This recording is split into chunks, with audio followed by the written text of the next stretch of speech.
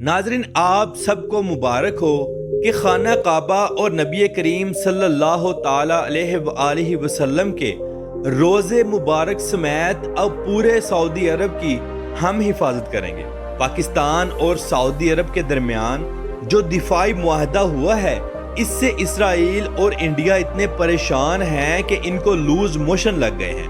Pakistani prime minister Shahbaz شریف کا والہانہ استقبال دیکھ کر دنیا حیران رہ گئی۔ خوشخبری کی بات یہ ہے کہ اکتوبر میں شاہ سلیمان بھی پاکستان کا دورہ کرنے آ رہے ہیں۔ آخر یہ چل کیا رہا ہے؟ اس معاہدے میں دونوں ملکوں کی کیا ذمہ داریاں ہیں؟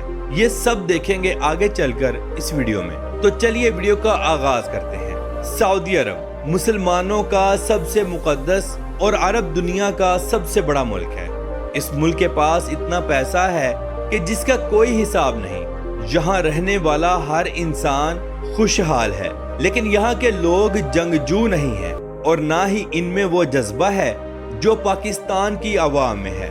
ہم پاکستانیوں کے لیے یہ سعادت تھی کہ ہماری فوج ایک عرصہ دراز سے خانہ کعبہ اور مسجد نبوی صلی اللہ تعالی علیہ وآلہ وسلم کی حفاظت کر رہی تھی، مگر الحمدللہ 3 روز قبل پاکستان اور سعودی عرب کے درمیان ایک دفاعی معاہدہ ہوا ہے۔ یہ معاہدہ پاکستانی پرائم منسٹر شہباز شریف اور army chief general Asif Munir نے سعودی ولی عہد شاہ سلیمان کے ساتھ کیا ہے، جو کہ شاہ سلیمان کی دعوت اور اظہار پر کیا گیا ہے۔ جیسے ہی میاں شہباز شریف کا جہاز سعودی عرب کی حدود میں داخل ہوا تو JF-15 استقبال کرنے اور سلامی پیش کرنے کے لیے پاکستانی جہاز کے ساتھ ساتھ اڑنے لگے، جس کے بعد میاں شہباز شریف نے بھی سلام پیش کیا۔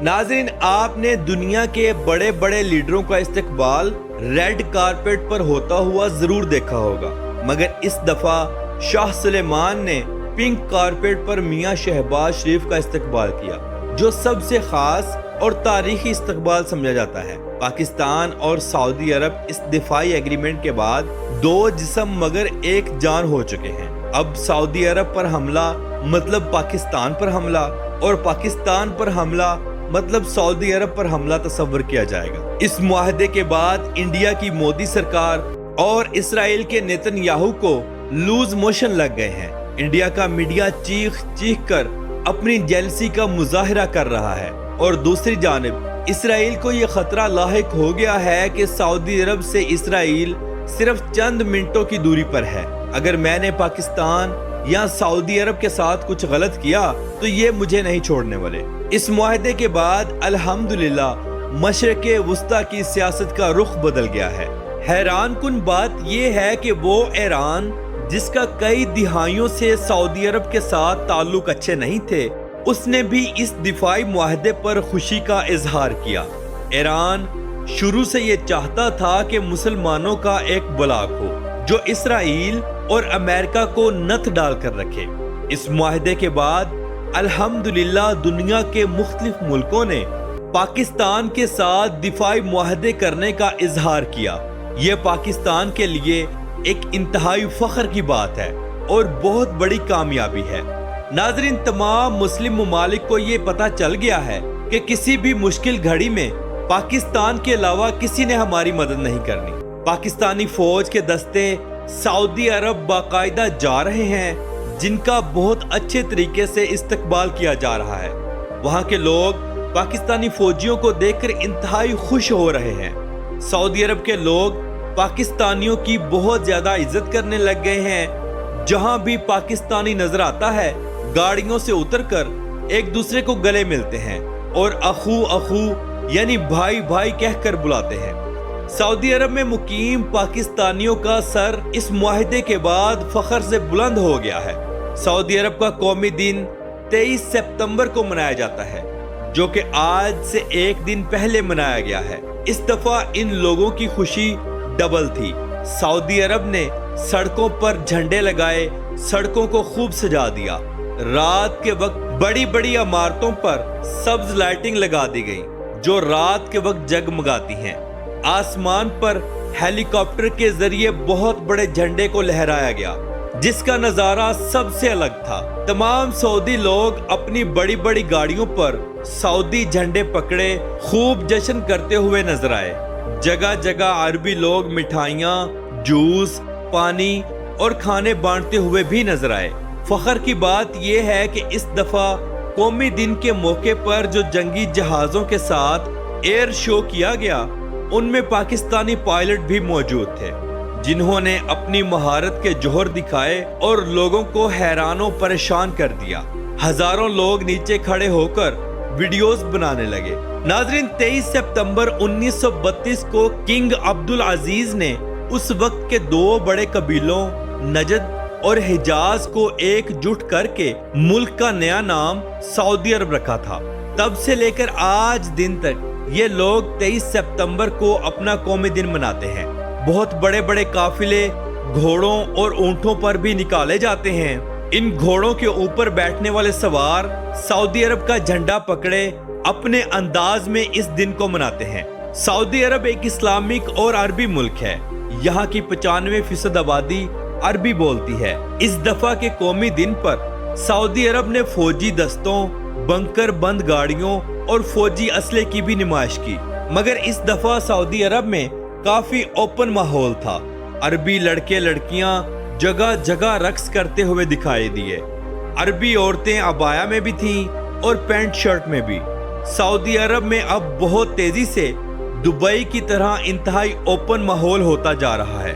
اس دفعہ میاں شہباز شریف نے بھی عربی زبان میں سعودی ولی عہد شاہ سلیمان کو سعودی عرب کے قومی دن کے موقع پر نیک تمناؤں، دعاؤں اور بھائی چارہ کی لازوال محبت کے لیے دعائیں مانگی۔ ناظرین، بتایا جا رہا ہے کہ اب سعودی عرب پاکستانیوں کے لیے ویزا اور حج و عمرہ کی فیسز میں بھی کافی کمی کرے گا اور بھی بہت ساری آسانیاں پیدا کر دے گا تاکہ پاکستان سے لوگ بغیر پریشانی کے آ جا سکیں۔ چلیے اب میں آپ کو العلا کی سیر کرواتا ہوں، یہاں کی فحاشی دکھاتا ہوں اور حضور اکرم صلی اللہ تعالی علیہ وآلہ وسلم کا اس جگہ کے بارے میں عالی شان فرمان بھی سناتا ہوں۔ جدید دور کا العلا وہ علاقہ ہے جو غیر ملکی لوگوں کی سب سے پسندیدہ جگہ ہے، کیونکہ یہاں بہت بڑے بڑے سوئمنگ پولز بنائے گئے ہیں جہاں عورتیں نہ ہونے کے برابر کپڑے پہن کر نہاتی ہیں۔ شام کے وقت یہاں ڈانس پارٹی ہوتی ہے جس کا باقاعدہ اہتمام کیا جاتا ہے۔ نوجوان لڑکے اور لڑکیاں جم کر یہاں رقص کرتے ہیں۔ یہاں ریسٹورنٹ بھی بنائے گئے ہیں جہاں ہر قسم کا کھانا ملتا ہے، ہر طرح کی ڈرنک یہاں دستیاب ہے۔ رات کے وقت بیلی ڈانس کا اہتمام بھی یہاں ہوتا ہے۔ عربی لوگ اور غیر ملکی لوگ سب یہاں عیاشی کرنے کے لیے آتے ہیں۔ یہاں دنیا کی سب سے بڑی شیشے سے تیار کردہ عمارت بھی موجود ہے جس کے اندر کا ماحول انتہائی شاندار ہے۔ یہاں خوبصورت پہاڑ ہیں۔ یہاں ہاتھی کی طرز کا پہاڑ بھی موجود ہے جسے ماؤنٹ ایلیفینٹ کہا جاتا ہے۔ چلیے اب میں آپ کو حضور اکرم صلی اللہ تعالی علیہ وآلہ وسلم کا اس مقام کے بارے میں ارشاد سناتا ہوں۔ نبی کریم صلی اللہ تعالی علیہ وآلہ وسلم نے آج سے 1500 سال پہلے مسلمانوں کو العلا مقام پر جانے سے منع فرمایا تھا، یہاں تک کہ اس مقام پر رکنے والے لوگوں کو کھانے پینے سے بھی منع فرمایا تھا۔ اس جگہ پر قوم سمود آباد تھی جن کے اوپر حضرت صالح علیہ السلام کو پیغمبر بنا کر بھیجا تھا، مگر اس قوم نے اللہ تعالیٰ کے پیغام کو ٹھکرا دیا تھا، جس وجہ سے اس قوم پر عذاب آیا تھا اور یہ جگہ نشان عبرت بن کر رہ گئی۔ آپ صلی اللہ تعالی علیہ وآلہ وسلم جب اس بستی کے قریب سے گزرے اور یہاں کے لوگوں سے ملاقات کی تو یہاں کے لوگوں نے آپ کو پانی اور کچھ کھجوریں دی جن کو آپ صلی اللہ تعالی علیہ وآلہ وسلم نے کھانے سے منع فرما دیا تھا، اور پھر آپ صلی اللہ تعالی علیہ وآلہ وسلم صحابہ اکرام علیہم رضوان کو لے کر وہاں سے چلے گئے تھے اور فرمایا یہ وہی جگہ ہے جہاں قوم سمود کو عذاب آیا تھا اور مجھے ڈر ہے کہ تم بھی قوم سمود جیسے نہ بن جاؤ۔ لیکن آج سب کچھ الٹ ہے، یہاں لوگ آباد بھی ہیں، کھاتے پیتے بھی ہیں اور عیاشی بھی کرتے ہیں۔ تو ناظرین، یہ تھی آج کی ہماری سعودی عرب اور پاکستان کے لازوال معاہدے کے اوپر ایک چھوٹی سی ڈاکیومنٹری۔ امید کرتے ہیں کہ آپ کو اچھی لگی ہوگی، اور اللہ رب العزت کی ذات سے دعا کرتے ہیں کہ فلسطین کے مسلمانوں کی حفاظت فرمائے، ملک پاکستان کی بھی حفاظت فرمائے، اور ہمیشہ ملک پاکستان کا سر فخر سے بلند کرے۔ آمین ثم آمین۔ تو ملتے ہیں انشاءاللہ اگلی ویڈیو کے ساتھ۔ اللہ حافظ و ناصر، خدا حافظ۔